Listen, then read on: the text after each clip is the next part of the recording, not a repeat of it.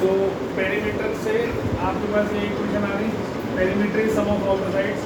Area निकालना है, area होगा half into base into height, this into this. अब आपके पास एरिया निकालना है हाफ इंटू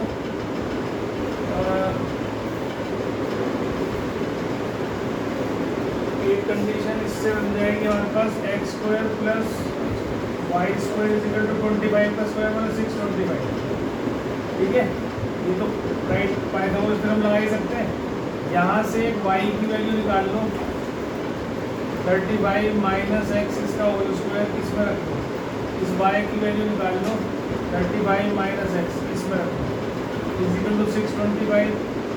इसे सॉल्व करोगे एक्स स्क्वायर प्लस 35 का स्क्वायर कितना हो जाएगा 1225 plus x square minus 70x minus 625 इसको इधर गया है, तो 2x square minus 70x plus 600 is equal to 0। 2 common निकाल दिया, ये आपके पास इक्वेशन आ गई। जो 2 कॉमन निकाला वो 0 ऊपर भेज दिया, ये रह गया। अब इसके वेक्टर बताओ क्या बनेंगे, 15 और 20, तो x square minus 20x minus 15x plus 0। X common लिया x माइनस 20 माइनस 15 कॉमन लिया x माइनस 20, इससे x माइनस 15 और x माइनस 20 आ गया। ठीक है, इससे x की वैल्यू 15 और 20 आ गई, x इज इक्वल टू 15 और x इज इक्वल टू 20। इससे y क्या आ गया, x जब 15 है यहाँ रखोगे तो y 20 आ जाएगा, और जब 20 रखोगे तो ये 15 आ जाएगा, उससे कोई फर्क नहीं पड़ता हमें। अब एरिया निकालने के लिए इसमें डालना है, तो 15 इंटू 20, तो ये इससे कट जाएगा, तो आंसर आ गया 150 centimetre square. This is the area जो हमें चाहिए। ठीक है, चाहिए डाल लो पेयर, चाहिए वाला पेयर डाल लो, दोनों में से किसी को भी डाल लो, आंसर भी चाहिए।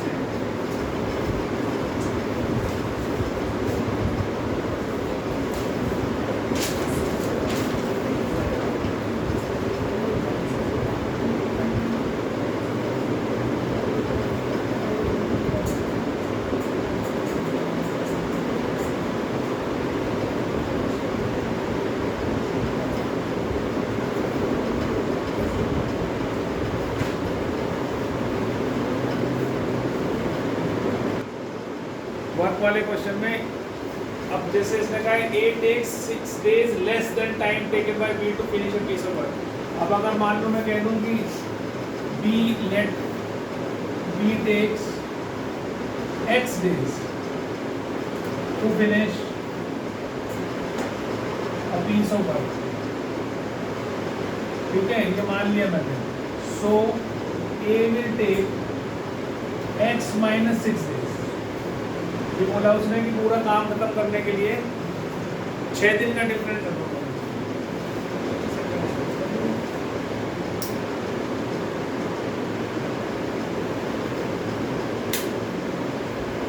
ठीक है, तो late B takes X days to finish a piece of work, so A will take X minus 6 days, क्योंकि उसने 6 दिन कम लेना।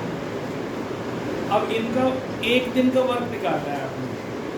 जब भी कभी आपको क्वेश्चन करना वर्क वाला, एक दिन का वर्क निकालना। एक दिन का वर्क मतलब अगर पूरा काम कंप्लीट करने में x डेज लगते हैं, तो एक दिन का काम 1 डे वर्क क्या होगा, 1 डे वर्क ऑफ A क्या हो जाएगा 1/x माइनस 6।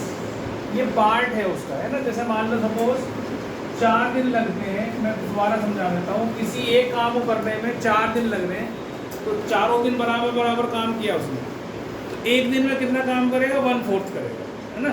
तो इतना हिस्सा एक दिन करेगा, इतना अगले दिन करेगा, अगले दिन करेगा, अगले दिन करेगा, तो ये 1/4 1/4 1/4 1/4 इतना वर्क करेगा एक दिन में। ये 1 डे वर्क है A का। ऐसे ही 1 डे वर्क ऑफ B कितना है 1/x, क्योंकि B ने x डेज दिए थे।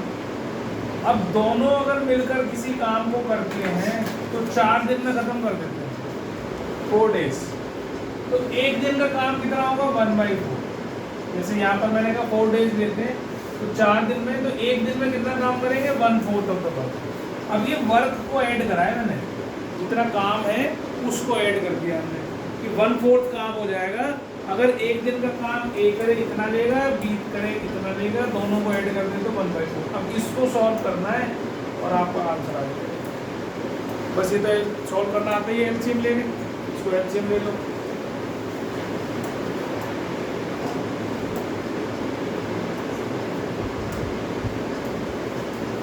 तो 2x - 6 × 4 = x² - 6x, ये 8x - 24 = x² - 6x, x² - 14x + 24 = 0। ये क्वाड्रेटिक इक्वेशन बन गई। और क्या बनेंगे इसके वेक्टर 24 के? 12 और 2 ही बन जाएंगे। ठीक है, x² - 12x - 2x + 24 = 0। x common निकाल लिया, -2x - 12, x - 2 और x - 12, x 2 हो गया या 12 हो गया। अभी 12 हो सकता है क्या? ये 2 हो सकता है क्या? आंसर क्या है? 2 में से 12 में से 2 या 12 में से क्या आंसर है? 2 आंसर है। 2 आंसर कैसे हैं? हाँ मुझे बताएगा।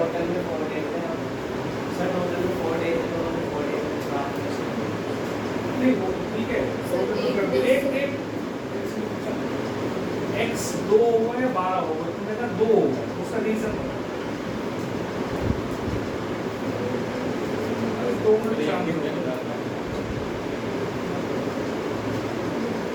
x 2 क्यों होगा?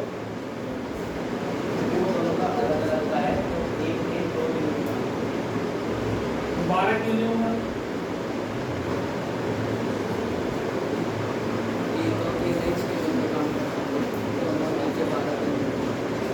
x क्या होगा? तो आंसर बताओ। दोनों 2 होगा। हाँ जी सर, अगर एक में -6 दिन काम किया, x से -6 तो नेगेटिव में चला जाएगा। तो नेगेटिव में जाएगा, तो सोचिए कैसे बात है। अरे एक दिन तो x - 6 डेज दे रहा है, तो 2 रख दूंगा तो यहाँ -4 दिन में काम करेगा। क्या मतलब? सपनों में है? तो इसलिए 2 को कैंसिल करना है। आंसर क्या है? 12। अब b ने कितना टाइम लिया? b ने x डेज दिए थे, तो b विल टेक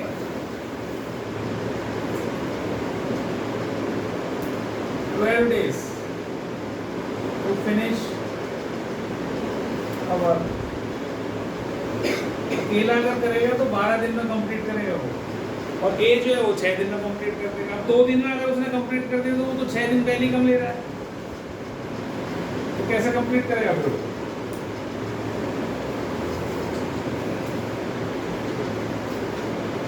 इसमें बस नाम बदल के उनका पाइप कर दिया, वही तो काम है।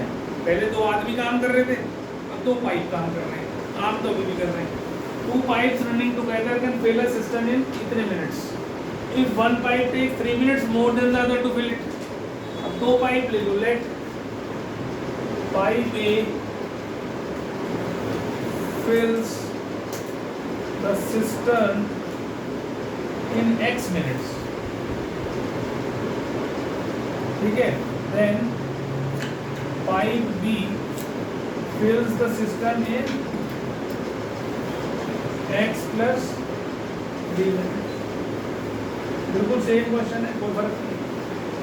अब वहाँ 1 दिन का काम निकाला था या 1 मिनट का काम निकाला? जहाँ घंटे दे रखे हो घंटे का काम निकाल लो, 1 घंटे का। तो हर बार वर्क वाले क्वेश्चन में 1/, करके ही करना है। ठीक है, अब पाइप ए का 1 मिनट का काम कितना होगा? 1/x।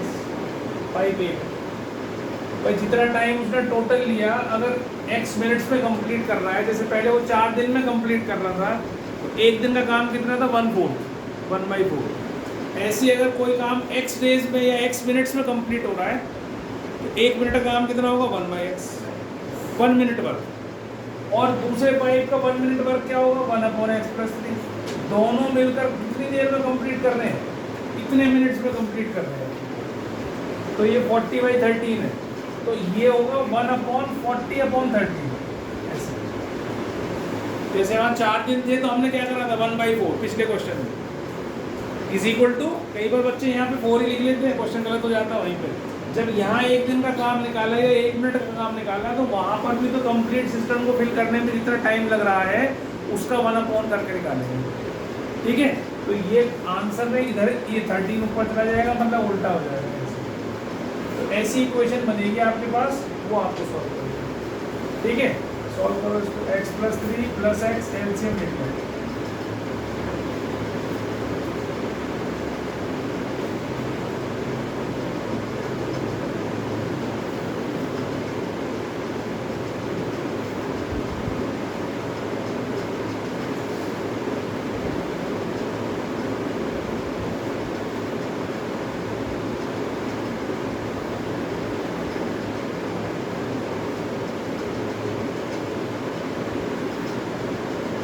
क्या भाई माइनस करोगे 41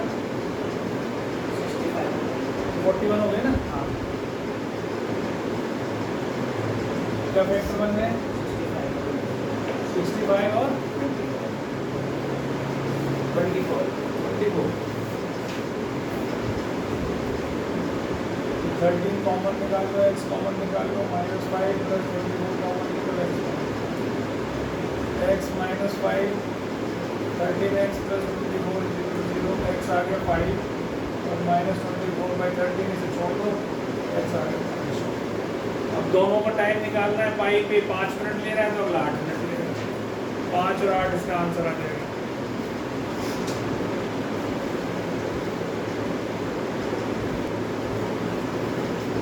अगर 2 कार यहाँ से दिल्ली के लिए जाएं और एक ही पॉइंट पहुंचना है और दोनों की स्पीड सेम हो,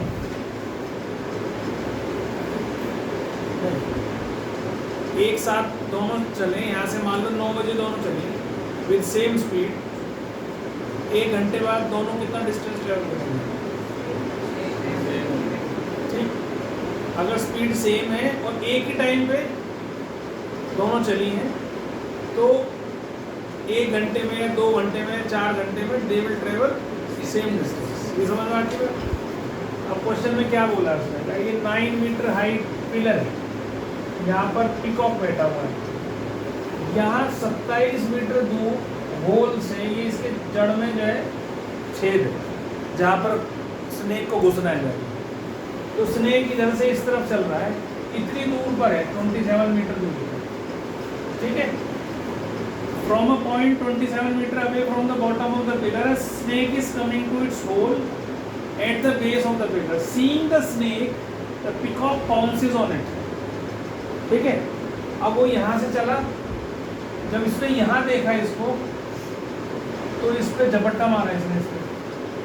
तो ये पक्की बात है कि ये यहाँ पर स्नेक है और पिकॉक यहाँ तो झपटेगा नहीं, वो भी चलेगा इधर को, वो भी चलेगा इधर को, है ना। तो यहाँ कहीं जाकर उसको पकड़ लेगा, कुछ डिस्टेंस ट्रेवल करने में पकड़ लेगा, है ना।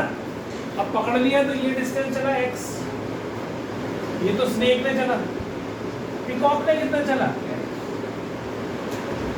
अब स्पीड दोनों की सेम है, देखो if their speeds are equal, तो जिस टाइम पर पिकॉक उड़ना शुरू करा था उसका डिस्टेंस ये वाला और स्नेक ने जितना डिस्टेंस ट्रेवल किया वो वाला बराबर होगा।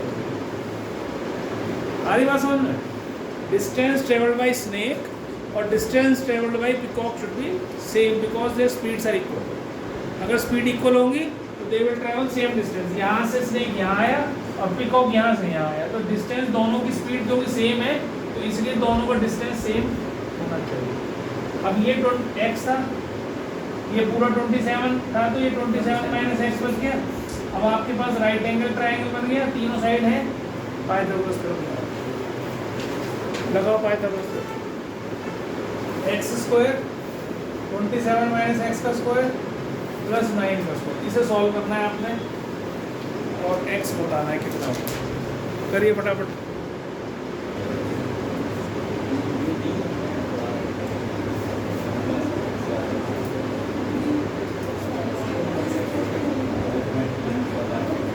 x² तो कैंसिल ही हो गया, ये कितना आ गया 800, x आ गया 810/4, ये कितना आ गया 15। तो उसने कहा था at what distance from the hole the snake is caught. अब ये तो 15 तो ये हुआ ना, इस कितने डिस्टेंस पर होल से उसने स्नेक को पकड़ा, तो वो हो गया 27 माइनस 15, मतलब 12 मीटर दूर था होल से स्नेक जहाँ पर उसको पकड़ा। ठीक है, तेरा कैसे हो गया भाई? साइन की दिक्कत रह गई, तो दिमाग में मेरा सही था। दिमाग में नहीं लगा।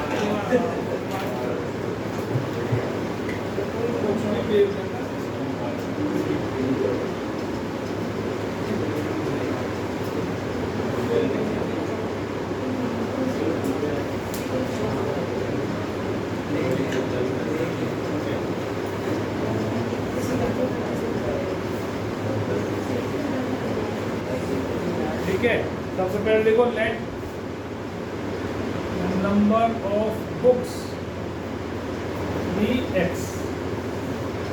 ठीक है, 80 रुपये लगाए उसने, 80 रुपीज़ एक्स बुक्स खरीदने में, तो एक बुक की कीमत कितनी होगी? साहब खराब करता है। मान लो 100 रुपये की बुक, 5 बुक खरीद के लाया 100 रुपये की, तो कितनी बुक्स होगी? ये उल्टा कर रहा है ना, ये तो पता नहीं, कुछ पता ही नहीं रहा, गड़बड़ कर दी ना, तो लाला वाला वही नहीं करा इसके साथ, गलत कर दिया। 80/x -1 होगा तो रुक तो जाएगी बैठो। तो cost per book, cost per book क्या हो जाएगी? 80/x। पेन नीचे रख दे बेटा, ऐसे ही समझ में नहीं आता। कॉस्ट पर बुक कितनी हो गई? अगर 80 रुपीज़ की सारी बुक्स थी, एक्स बुक्स थी, तो एक बुक की कीमत कितनी होगी? 80 divided by number of books.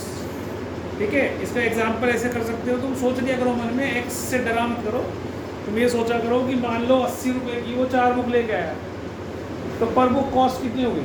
80/4, 20 रुपये की एक बुक पड़ गई उसको। 5 बुक खरीद के लाता 80 रुपये की, तो 80 डिवाइडेड बाई 5, तो 16 रुपये की एक बुक पड़ गई उसको, है ना। तो जितनी बुक्स बढ़ती जाएंगी पर बुक कॉस्ट कम होती जाएगी। ऐसे होता है ना, एक बुक खरीदी 80 रुपीज़ की, 2 बुक खरीदी तो हर बुक पड़ी 40 रुपये की, 3 बुक खरीदी तो 20 रुपीज़ की, कितने की? 80/3 रुपीज़ की। फिर 4 खरीदी तो 20 रुपये की, 5 खरीदी तो 16 रुपये की, मतलब कि पर बुक कॉस्ट कम होती जाएगी अगर हम नंबर ऑफ बुक बढ़ाते जाए, पर बुक कॉस्ट बढ़ती जाएगी अगर हम पर बुक कॉस्ट और नंबर ऑफ बुक्स कम करते हैं। तो यहाँ पर तो बढ़ा रहा है, इसने कहा if we had got 4 more books for the same amount 80 rupees की, उसने x + 4 बुक्स खरीदी होती, तो पर बुक कॉस्ट कितनी होती? Cost per book for x + 4 books, 4 ज़्यादा बुक खरीदी तो ये हो गई 80/x + 4, तो ये ज़्यादा थी, ये कम है। 80/x - 80/x + 4, कितने रुपए का अंतर पड़ा? 1 रुपये का अंतर, 1 रुपये कम हो गई है। जब बुक्स बढ़ा दी हमने तो पर बुक कॉस्ट 1 रुपये कम हो गई। जैसे मैं अभी बता रहा था कि भाई 20 बुक 80 रुपये की 4 बुक लाए तो 20 रुपये की पड़ी, 80 रुपये की 5 बुक लाए तो 16 रुपये की पड़ी, तो 20 - 16 तो 4 आया ना, पर बुक कॉस्ट कितना घट गई? 4 रुपये कम हो गई। पहले 20 रुपये की एक बुक आ रही थी, अब 16 रुपये की एक बुक आ रही है, तो पर बुक कॉस्ट कितनी होगी? कम, 4 रुपये। तो यहाँ पे भी इसने बोला है ईच बुक है कॉस्ट ₹1 लेस, 1 रुपया कम हो गई। तो पहले पर बुक कॉस्ट ये थी, फिर जब बढ़ा दी हमने number of books for the same amount, ये आ गई 80/x + 4, दोनों में डिफरेंस कितना होना चाहिए? समझ में आ गई बात? अब इसे सॉल्व कर लो, इसे सॉल्व करना तो पता ही आता ही है। करो सॉल्व करो तो सब में से माइनस करने के बाद सब में से मतलब ईच बुक को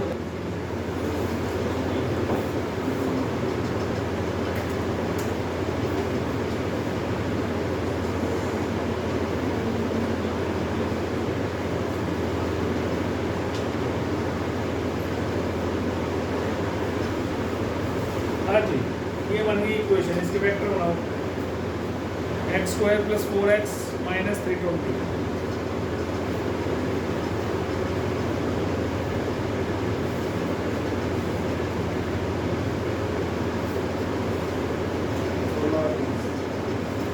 20 x square plus 20x minus 16x minus x common ले लिया x प्लस 20 माइनस 16 कॉमन ले लिया x प्लस 20, ये x माइनस 16 और x plus 20।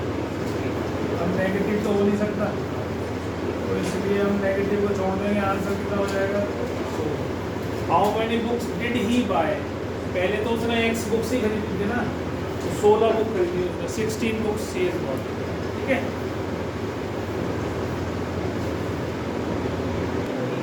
A person on tour has 360 for his expenses, rupees 360 for his expenses. If he extends his tour for 4 days, बिल्कुल same question है। यहाँ tour आ गया था, पिछली बारी में बुक्स थी, बस इतना ही अंतर है।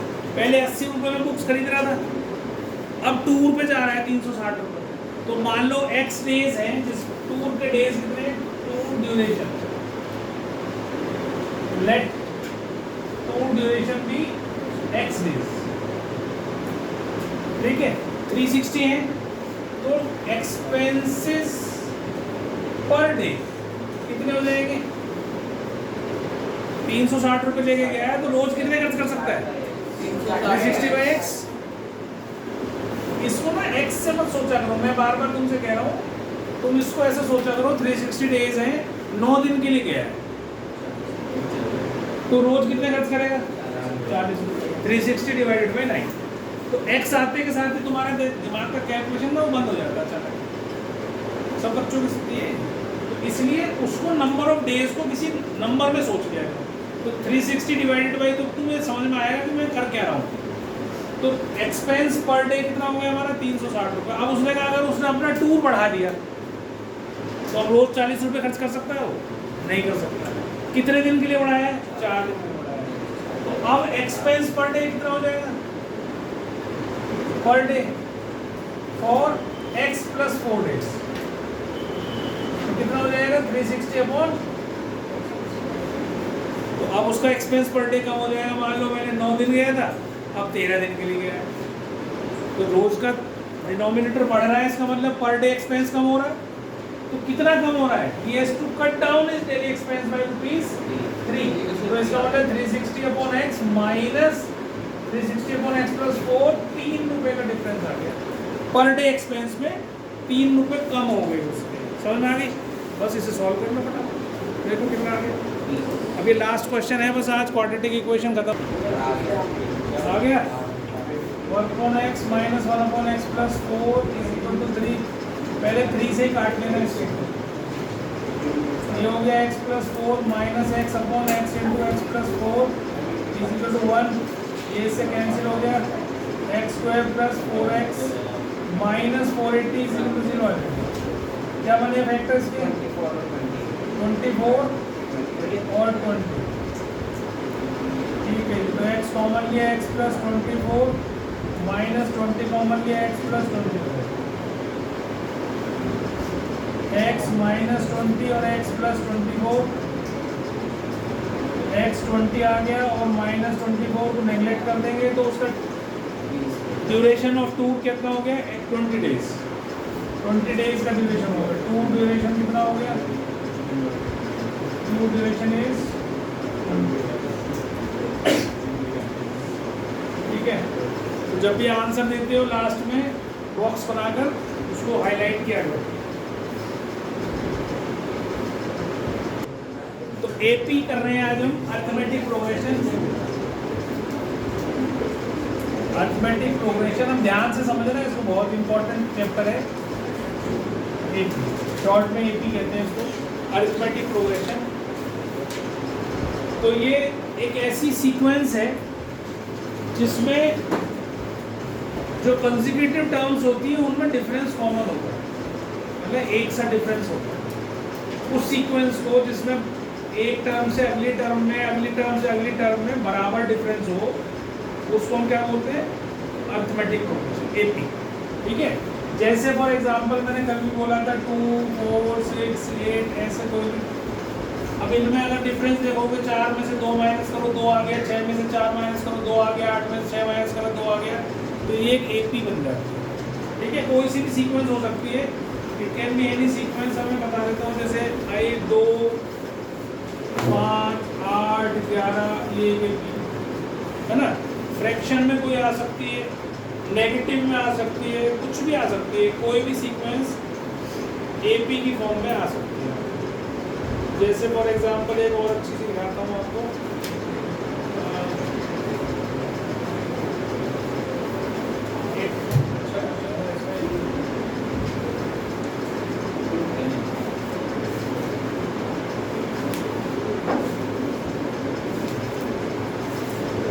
इसको समझना बहुत ध्यान से, ठीक है। शुरू में अगर तुम्हें ये बात समझ में आ गई कि मैं क्या करा रहा हूँ तो चैप्टर समझ में आएगा, नहीं तो नहीं आएगा।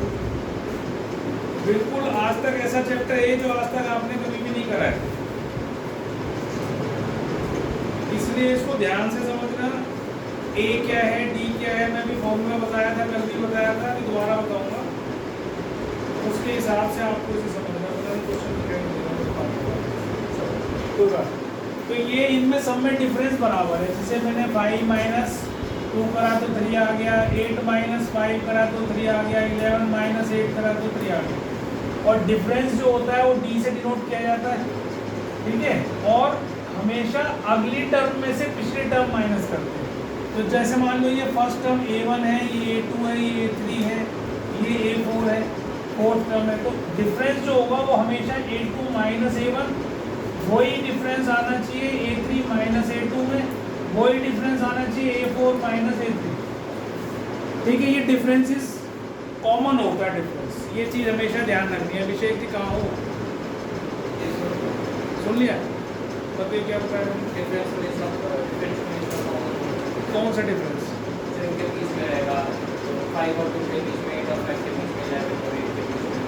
ये तो लिख ही रखा है, सुन लिया तुम, था नहीं आया तो कहीं और चला गया था। मेरे पीछे जासूस छोड़ने पड़ेंगे, तू इधर उधर है नहीं, दुनिया में रहता नहीं, कहीं और ही रहने लगा है, ठीक है। देखो इधर देखो, तो अब मान लो जैसे ये था 3 5 8 3 5 7 9 ऐसे कौन 80 आपसे कहा जाए कि भाई इसकी 21st टर्म बताओ या 23rd टर्म बताओ, तो कौन से नंबर पर टर्म कौन सी है इसको बताने के लिए एक जनरल टर्म का फॉर्मूला होता है, जनरल टर्म, या इसको हम nth टर्म भी बोलते हैं, ठीक है। तो nth टर्म को डिनोट करते हैं an से। यहाँ पर a तो टर्म को डिनोट कर रहा है, n कर रहा है कौन से नंबर की टर्म है। n क्या है, उसका एड्रेस, n क्या है, उसका एड्रेस। जैसे मान लो मैं कहता हूँ कि भाई यहाँ से 5वीं लाइन पर राइट हैंड साइड पे कौन बैठा हुआ है, तो तुम कहोगे भैया ध्रुव बैठा हुआ है राइट साइड पे, 1 2 3 4 5, तो 5वीं लाइन पे राइट साइड पे कौन बैठा हुआ है, ध्रुव बैठा हुआ है। लेफ्ट पे कौन बैठा है जी, वंश बैठा हुआ है। तो ये एड्रेस है इनका। अब मान लो मैं यहाँ से कहूँ कि मेरा घर का एड्रेस क्या है, तो मैं कहूँगा 1274 हाउस नंबर है मेरा, सेक्टर 10। तो ये जो नीचे n लिखा हुआ है ना, this is called the address of the term. जो टर्म है उसका एड्रेस। मान लो मैं कहूँ कि भाई ये कौन से नंबर पे आ रही है, तो तुम काउंट कर दोगे 1 2 3 4 पे आ रही है, तो 4th तो इसका एड्रेस हो गया। और वहाँ कौन रह रहा है, 9 रह रहा है वहाँ। चौथे नंबर पे कौन है, 9 है। तो n इज द एड्रेस, और an क्या है, वो इंसान या वो आदमी या वो नंबर है जो उस जगह पर रह रहा है। जैसे मैं कहूँ यहाँ पर इसी सीक्वेंस में 21वें नंबर पे कौन रह रहा है, तो तुम्हें तो पता नहीं 21वें नंबर पे कौन रह रहा है, पर ये पता है कि एड्रेस तो पता है भाई ये रह रहा है यहाँ पर। अब कोई आदमी डाकिया वो लेके आता है चिट्ठी आपकी, तो उसे एड्रेस पता होता है, ठीक है, पर उसको ये नहीं पता कि यहाँ पर कौन रह रहा है। नाम होता है उस पर एड्रेस पे, लेकिन ये तो नहीं पता ना और भी कोई रह रहा है कि नहीं रह रहा है यहाँ पर। तो एड्रेस पता है उसको, तो वो डिलीवर कर देगा चिट्ठी वाले जाके। वहाँ जब खोलेगा दवाई तो पता चला अच्छा यहाँ पे ही रह रहा है ना। तो ये 21 तो है उसका एड्रेस, और A21 है वो नंबर जो उस 21वें नंबर पर रह रहा है। समझ में आई मेरी बात? ये क्वेश्चन अच्छे से समझाया इसलिए रहा हूँ क्योंकि यहीं फंस जाते हो। टर्म निकालनी है, ये एड्रेस निकालना है, क्या निकालना है, इसे फंसोगे। तो इसको दिमाग में बिठा लो अच्छे से कि मैं क्या कह रहा हूँ, ठीक है। जनरल टर्म होती है इसकी a + n - 1 × d। क्या होती है जनरल टर्म? nth टर्म का फॉर्मूला a + n - 1 × d। अब मान लो इसी सीक्वेंस में अगर मैं 21st टर्म निकालना चाह रहा हूँ तो अभी मत लिखो, जब मैं कहूँगा जब लिखना, कॉपी चलिए चलाना पड़ेगा। तो पहली टर्म को हम कहते हैं फर्स्ट टर्म ए, ठीक है। डी क्या होता है, a2 माइनस a1, मतलब 5 माइनस 3 कितना हो गया 2, तो डिफरेंस हो गया 2। अब उसने बोला था 21वें नंबर पे कौन है, तो तुम यहाँ तो लिखोगे 3, n की जगह तुमने क्या डाला है 21, तो 21 माइनस 1, और d क्या हो गया तुम्हारा 2, यहाँ लिख दिया 2, तो 3 प्लस ये हो गया 20 इंटू 2, तो इसका मतलब कितना हो गया 3 प्लस 40 दैट इज। तो इसका मतलब इस सीक्वेंस में 21वें नंबर पर 43 बैठा है, 21 तो उसका हो गया एड्रेस, और जो आदमी वहाँ पर है उसका नाम है 43। समझ में आ गई मेरी बात? तो ये चीज़ दिमाग में बिठा लेनी है, इनमें डिफरेंस पता होना चाहिए, टर्म क्या है और उसका एड्रेस क्या है, ठीक है। समझ में आ गई बात? तो पहले तो ये फॉर्मूला निकाल लो आप, उतार लो ये फॉर्मूला, उतारो फटाफट जनरल टर्म को फॉर्मूला।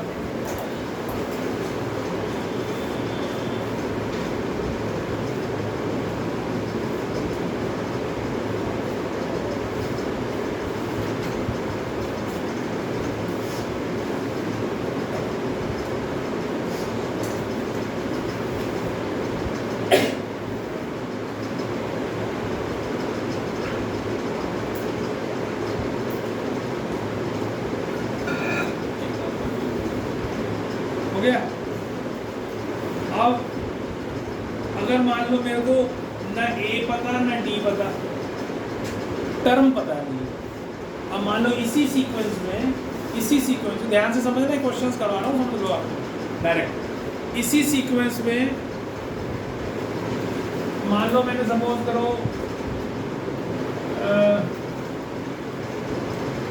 29 टर्म और निकाल के देख लेता हूँ, मुझे पता नहीं है ना क्या है, a प्लस ए कितना हो गया तुम्हारा 3, और 29 माइनस 1 इंटू डी कितना है 2, तो 3 प्लस 28 इंटू 2 56 और 59 है ना। अब मुझे ये पता है, मुझे ये सीक्वेंस नहीं पता, ये मुझे नहीं पता, ठीक है।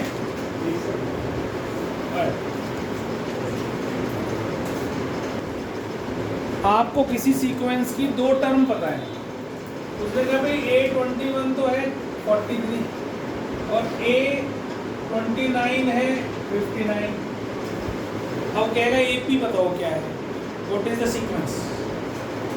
तो किसी भी AP को निकालने के लिए आपको 2 चीज़ें चाहिए होती हैं, एक फर्स्ट टर्म चाहिए, कॉमन डिफरेंस चाहिए। अगर A और D है तो तुम कोई भी AP लिख सकते हो। मान लो उसने कहा फर्स्ट टर्म, फॉर एग्जाम्पल अगर उसने कहा फर्स्ट टर्म तो 2 है और कॉमन डिफरेंस 5 है, तो AP कैसे बनेगी, ध्यान से देखना। पहली टर्म तो 2 हो गई, ये कॉमन डिफरेंस इसमें ऐड करते जाओ, तो 2 में 5 ऐड करा तो 7 आ गया, 7 में फिर 5 ऐड करा तो 12 आ गया। तो AP कैसे बनती है, फर्स्ट टर्म, सेकेंड टर्म क्या करते हैं A प्लस डी ऐड कर दिया, अब इसमें फिर से ऐड कर दिया A प्लस डी में, फिर D ऐड कर दिया, फिर A प्लस डी में एक और D ऐड कर दिया। समझ में आ रही मेरी बात? तो पिछली टर्म में अगर हम डिफरेंस को ऐड करते जाएंगे तो हमारे पास क्या आता जाएगा, AP की अगली टर्म आती जाएगी। पहली टर्म पता है, कॉमन डिफरेंस पता है, तो फर्स्ट टर्म और कॉमन डिफरेंस की हेल्प से हम AP निकाल सकते हैं। AP निकालने के लिए याद कर लेना भैया, D ऐड करते जा रहे हैं यहाँ पर, ये 3D बन गया आपका। अगली टर्म लिखोगे A प्लस 4D आ जाएगी, अगली टर्म लिखोगे A प्लस 5D आ जाएगी, उसमें D ऐड होता जा रहा है, D ऐड होता जाएगा, अगली टर्म आती जाएगी। समझ में आ गई बात? अब मान लो ये दे रखा है 2 चीज़ें आपको, और आपसे कहा जाए भाई AP बताओ क्या हो, व्हाट इज द AP,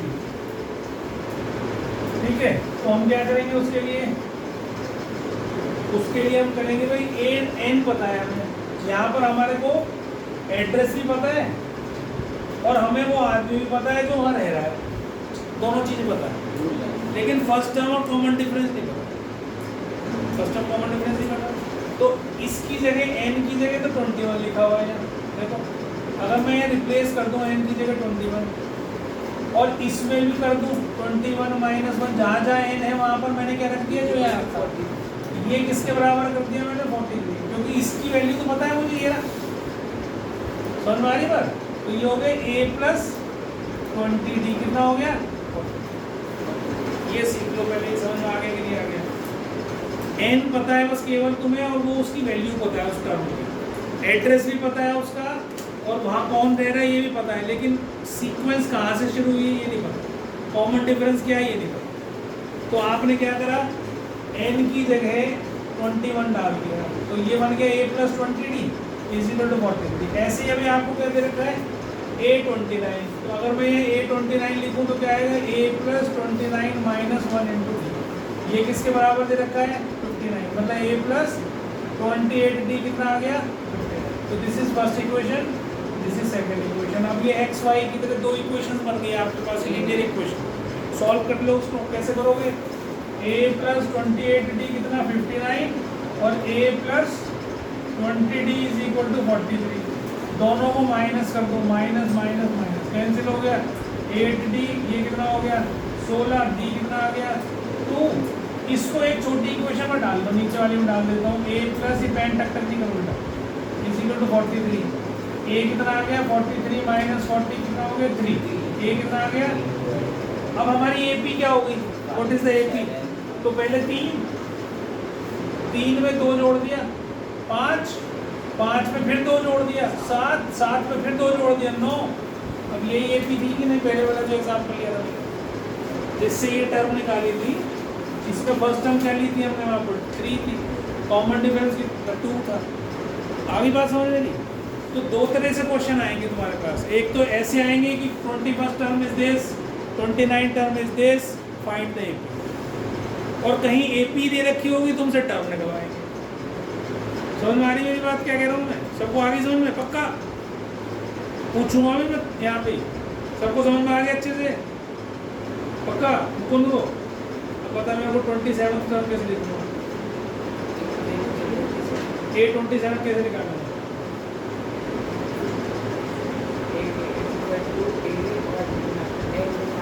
लिख के करो, A27 कैसे निकालना है?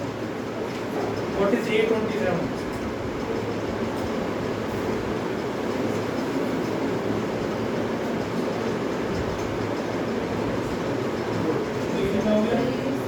A प्लस, ये तो छोड़ A प्लस 26D, ठीक है। अब देखो समझो मेरी बात को, इधर ध्यान देना, एक बार बहुत अच्छी चीज बता रहा हूँ। जो नंबर यहाँ होता है, अभिषेक इधर ध्यान दें, जो नंबर यहाँ होता है उससे एक कम नंबर यहाँ होता है। अगर यहाँ n है तो यहाँ n-1, तो जैसे मान लो 21 लिखा मैंने, तो यहाँ पर क्या बनेगा 20, यहाँ 29 है तो यहाँ क्या बनेगा 28। तो क्वेश्चन कुछ भी हो सकता है तुम्हारा, जैसे मान लो फॉर एग्जाम्पल ऐसा कोई क्वेश्चन उसने दे दिया, 8th टर्म ऑफ AP नहीं, 10th टर्म इज 52, ये भी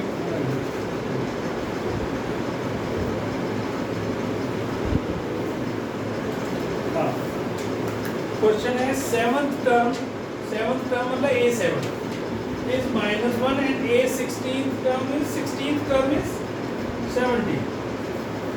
अब मैं 16th टर्म लिखूं बोलूँगा तो A16 लिखोगे, अगर मैं 7th टर्म बोलूँगा तो लिखोगे 7th A7, है ना। ये इसकी वैल्यू दे रखी है कि 7वें नंबर पर जो भी सीक्वेंस बनेगी 7वें नंबर पर -1 आएगा और 16वें नंबर पर 17 आएगा। तो इसमें एड्रेस पता है और इसमें वो आदमी जो रह रहा है उसका भी पता है, लेकिन A और D नहीं पता, सीक्वेंस कहाँ से शुरू हुई है। तो आप अगर A7 देखोगे तो A7 को हम इसके हिसाब से अगर लिखेंगे तो ये हो जाएगा A प्लस 6D। इस नंबर से एक छोटा नंबर यहाँ आ जाएगा, n-1 करते हैं ना, 7 - 1 6, ये कितना हो गया -1। A16 लिखना है A प्लस 15D, इससे एक नंबर छोटा इज इक्वल टू 17। अब ये दो इक्वेशन जैसी बनती हैं, जैसे मैंने ये सॉल्व किया है ऐसे आप इसे सॉल्व करेंगे, ऊपर नीचे रखेंगे और दोनों को माइनस कर देंगे। मान लो मैंने ऐसे ही कर दिया, माइनस माइनस माइनस, ये कैंसिल हो गया, ठीक है। अब 6D माइनस 15D, स्वयं बताइए क्या आएगा।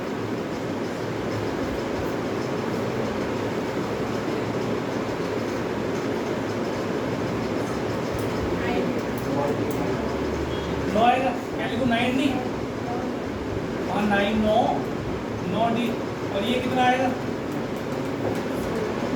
ये 16 आएगा। देखो अभी भी सीखने बेकार सिखाना क्या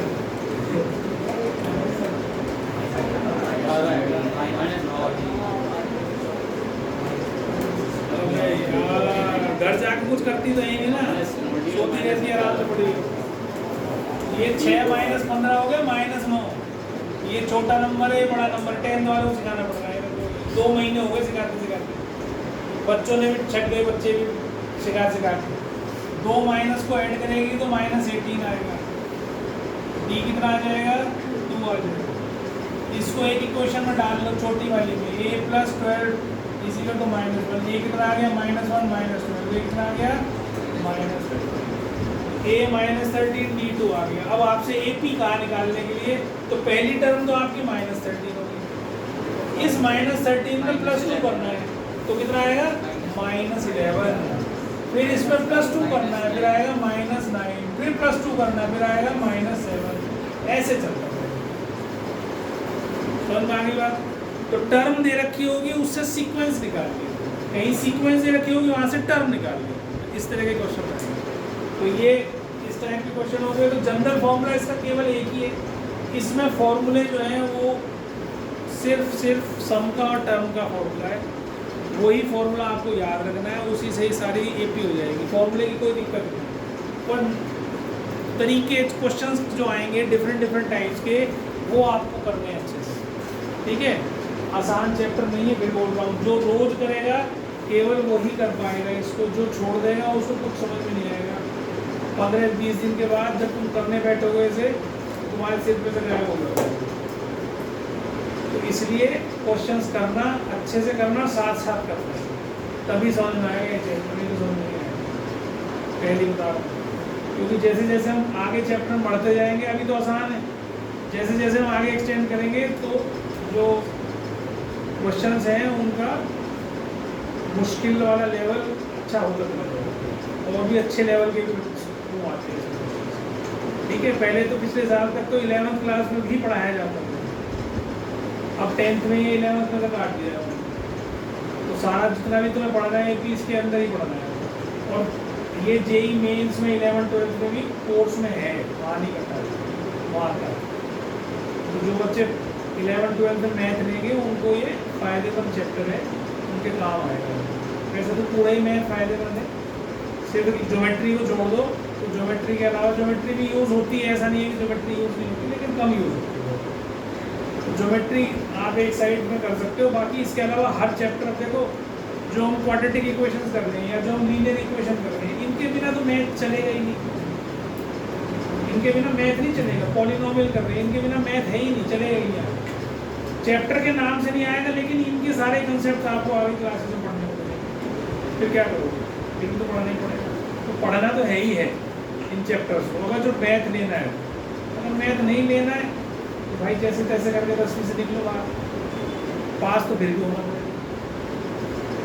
और ये मत सोचना सब पास हो जाते हैं, कभी 100% रिजल्ट बोर्ड का नहीं आता है, 85% ही आता है। उसमें से लड़कों का तो 80% ही होता है, तो 20% बच्चे फेल भी होते हैं। तो अगर पढ़ोगे नहीं तो फेल भी हो सकते हो, ये पक्का समझ। तो पढ़ लो ढंग से, क्योंकि वैसे भी 12th क्लास 11th क्लास में एडमिशन के लिए कुछ तो नंबर चाहिए होते हैं, नहीं तो वो स्ट्रीम नहीं मिलती।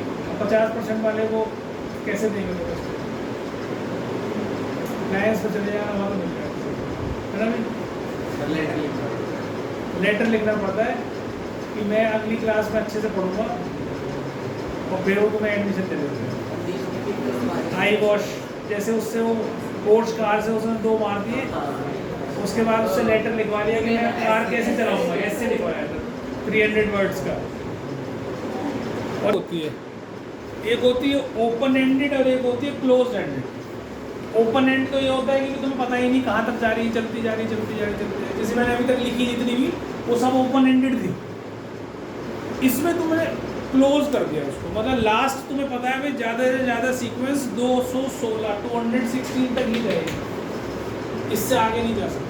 तो अब यहाँ से लेकर यहाँ तक कितनी टर्म्स हैं, काउंटिंग कैसे करेंगे, ठीक है। अब ये नंबर कितना भी बड़ा हो सकता है, 8 से तो काउंटिंग होगी नहीं। तो अब इसमें क्या क्या दे रखा है उसे समझना। एक तो पहली टर्म दे रखी है, कॉमन डिफरेंस भी दे रखा है 13 माइनस से 7, और लास्ट टर्म दे रखी है। तो लास्ट टर्म को हम an लिखते हैं। n मीन्स जनरल टर्म, पता नहीं मुझे क्या है, उसका नंबर नहीं पता मुझे, 216 कौन से नंबर पर आ रही है ये नहीं मुझे पता, लेकिन ये पता है कि 216 है। उसका एड्रेस नहीं पता मुझे, पर मुझे ये पता है कि वहाँ वो आदमी रहता है, पर ये नहीं पता किस हाउस नंबर क्या है उसका, तो मुझे उसका हाउस नंबर पता है। समझ में आ गई मेरी बात। तो अब तुम्हारे पास फॉर्मूला होता है an वाला, a plus n minus 1 into. अब ये तो पता है कौन रह रहा है, an तो 216 है, a भी पता है, ये नहीं पता एड्रेस क्या है। n is the address, n minus 1d कितना है 7, ठीक है। पहले इसको इधर लाना, खोलना नहीं, पहले इसको इधर लाना, या यहाँ खोलना चाहो छोटा नंबर है तो खोल भी सकते हो, कोई फर्क नहीं पड़ता, लेकिन डिवाइड फिर भी 7 से करना पड़ेगा। पहले आप इसको इधर ले आओ, 216 माइनस 6 ये हो जाएगा 7 इंटू n माइनस 1, तो 210 है ना, और 7 से इसको काट लो, n हो जाएगा 30 प्लस 1 दैट इज 30। इसका मतलब 216 जो है 31st नंबर पर आ रहा है, इसका एड्रेस क्या है 31 पर, ठीक। जैसे तुम्हारा हाउस नंबर होता है कोई ना कोई, वैसे ही इसका हाउस नंबर है 30 और रह रहा है 216। समझ में आ गई बात मेरी। तो इस तरह के क्वेश्चन आएंगे, इसे उतार लो फटाफट।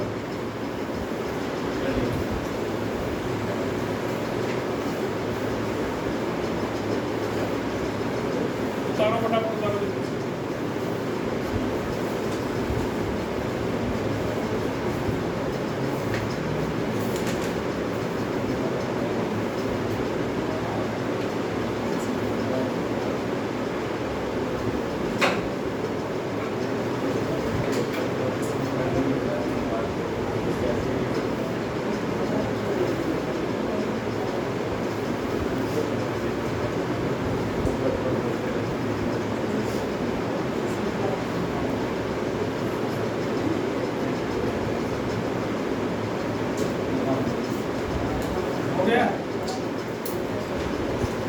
अब देखो इस पूरी सीक्वेंस में 31 टर्म्स है।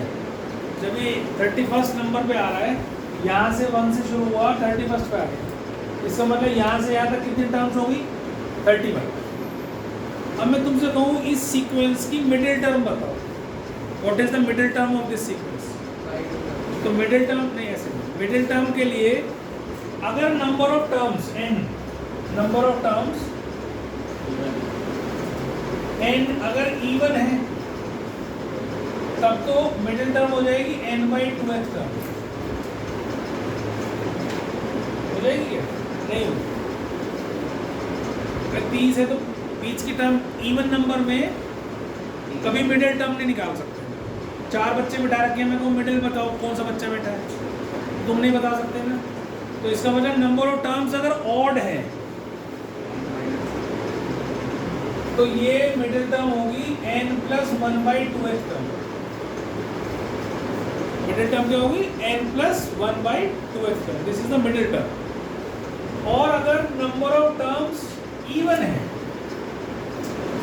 Number of terms n even है तो 2 मिडिल टर्म निकलेंगी, एक निकलेगी n/2x टर्म और दूसरी निकलेगी n/2 प्लस 1x टर्म, तो 2 मिडिल टर्म निकलेंगी, ठीक है। ये आपको नोट डाउन करना है। जैसे मान लो इसमें 31 टर्म्स है, तो 31 अगर है तो ये ऑड हो गया, तो ऑड है तो इसकी मिडिल टर्म क्या निकलेगी, what will be the middle term, middle term होगी ये वाली।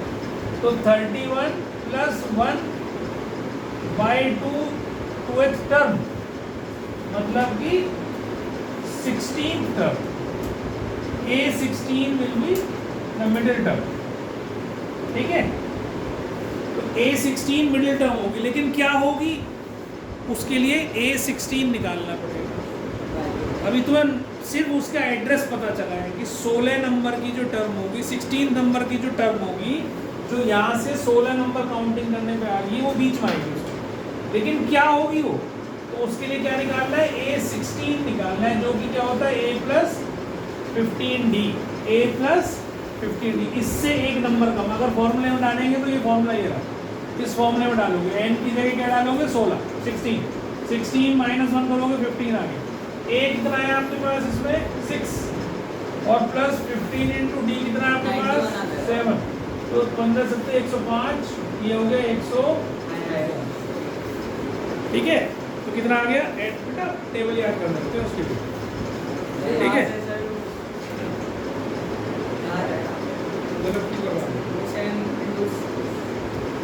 ठीक है, तो मतलब 16 नंबर पर जो टर्म आएगी मिडिल टर्म क्या होगी, वो 111। समझ में आ गई बात अच्छे से। अब अगर मान लो इसमें एक टर्म और होती, सपोज करो ये 216 के बाद कितना था एड्रेस का 7, 223 और होता, तो इसमें नंबर ऑफ टर्म्स कितनी हो जाती 32 हो जाती 32। यहाँ तक 31 थी, यहाँ क्या होती 32, तो 32 होती तो इसका मतलब इवन हो जाती, इवन हो जाती तो कौन सी टर्म होती 32/2, 32/2 और 32/2 प्लस 1 मतलब अगली टर्म, तो 16 टर्म और 17 टर्म ये दो मिडिल टर्म होती है। तो A16 निकालते, A17 निकालते तो आपकी मिडिल टर्म आ जाती है। आगे बात समझ में, पक्का सबको आगे समझ में। तो इस तरह के क्वेश्चंस अभी हम करेंगे बहुत सारे। तो अभी आपको ये समझना है कि पहले तो अगर कोई सीक्वेंस दे रखी है ऐसे, अब देखो मिडिल टर्म, अगर जब भी मिडिल टर्म निकालने के लिए देगा ऐसी सीक्वेंस देगा, तो उसमें मिडिल टर्म के लिए सबसे पहला काम आपको क्या करना है, n निकालना है। You have to find n। ठीक, कहे ना कहे आपको नंबर ऑफ टर्म्स तो पता लगानी है कि इस सीक्वेंस में एक से लेकर लास्ट तक कितनी टर्म्स हैं। तो पहले हमने इस सीक्वेंस की नंबर ऑफ टर्म्स निकाली, फिर ये देखना है कि ये n इवन है या ऑड है। अगर इवन है तो दो मिडिल टर्म निकलेगी ये वाली, और अगर ऑड है तो एक मिडिल टर्म निकलेगी ऐसे। इसमें और इसमें अंतर है, ये ध्यान रखना, ये पूरे के नीचे है और ये n/2 प्लस 1 है। ये जो n/2 यहाँ आया था उसमें एक है अगली टर्म। मिडिल टर्म जब भी इवन टर्म्स की निकालते हैं तो दो कंसेक्यूटिव टर्म्स निकलती है, कंसेक्यूटिव लगातार टर्म्स निकलती है। ठीक है, कभी इसको और इसको इकट्ठा ही बना लो, ये अलग है ना। ये n में एक ऐड करेंगे फिर 2 से डिवाइड करेंगे, यहाँ n को 2 से डिवाइड करेंगे फिर उसमें एक ऐड करेंगे, ऐसे। इस तरीके से आप इसको लिख लो, सबको ये लिख लो, फिर मैं क्वेश्चन लिखूँ। अब इधर ध्यान देना जरा, एक बार लिखने का तरीका सीख लो। देखो a दे रखा है 3, बेटा बात नहीं करो। d दे रखा है 6 - 3 3 और nth टर्म दे रखी है 1 1 1, है ना, nth टर्म। तो ये n निकालना है मुझे, तो फॉर्मूला होता है a + n - 1 × d। इसकी जगह तो ये रख दिया 1 1 1, a की जगह 3 रख दिया, n - 1 d की जगह भी 3 रख दिया। अब देखो ये भी 3 है, ये भी 3 है, तो इसलिए ऐसे क्वेश्चंस में आप इसको ऐसे लिखा करो तो ज़्यादा आसान हो, ये 3 3 कट जाए। अगर ये अब ये डिफरेंट हो तो पहले इसको इधर ले जाओ, फिर 3 से डिवाइड, ये 2 से डिवाइड करो तो आसान हो जाता है। अब ये n क्या आ गया तुम्हारे पास 111/3 मतलब 30। ये n आ गया, नंबर ऑफ टर्म्स आ गई, तो नंबर ऑफ टर्म्स ऑड आ गई। तो मिडिल टर्म क्या होगी, ऐसे लिखनी है आपने। मिडिल टर्म क्या होगी, n + 1/2th टर्म, ऐसे लिखना है इसको। ठीक है, तो मिडिल टर्म होगी a 37 + 1/2th term, that is 19th term. बेटा बात नहीं करो, ठीक है, 19th टर्म मिडिल टर्म होगी, पर A19 हमारी कौन होगा नंबर 19 पर, वो बताता है। a + 18d, इस नंबर से एक नंबर कम होता है, यहाँ बस ये ध्यान रखना है, इस नंबर से एक नंबर कम। a आ गया 3, 18d भी आ गया 3, 3 + 54, आंसर आ गया 57। तो मिडिल टर्म इज 57। 57वें नंबर पर, तो 57वें नंबर 57 इस नंबर पर आएगी, कौन से पे, 19 नंबर। ऐसे प्रॉपर लिख के दिखाना है आपने, जब पूरे नंबर मिलेंगे, नहीं तो नहीं मिलेंगे, जैसे तुम लिख रहे हो सारे। हाँ जी, बोलो बोलो। Which term of the sequence is 124? Sir 124 an है, an लिख सकते हैं। 124 AN। अब तुम्हें ये पता है, ये समझ में आ गया तेरी बात अच्छे से, 124 कौन से नंबर पर आ रही है। तो मतलब AN तो पता है हमें 124 है, पर उसका एड्रेस नहीं पता हमें। We have to find N। तो आपके पास सब कुछ है, A भी है, D भी है, AN भी है, फाइंड N। करो फटाफट जल्दी से। Which term of the sequence is 124? 124 कौन से नंबर पर आ रही है, ये बताना है हमें।